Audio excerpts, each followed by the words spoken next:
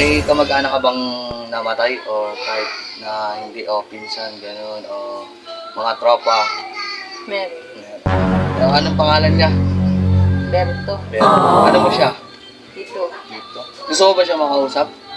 Oo, syempre. Matagal na. Mga ilang taon na siya namatay? 2 years. Dati kasi akong may pag-usap sa mga patay. So, ngayon ko na lang ito ilalabas. Kasi sabi niya gusto niya makausap yung tito niya na, tito ano yan? Berto. Tito Berto. Sa pamamagitan na papel na to, kakausapin natin yung tito niya. Ilang taon na si tito mo? Ilang taon na tito mo? 45? Ha? 45. 45? Ano yung malapit ka ba sa kanya? Hindi eh. Hindi.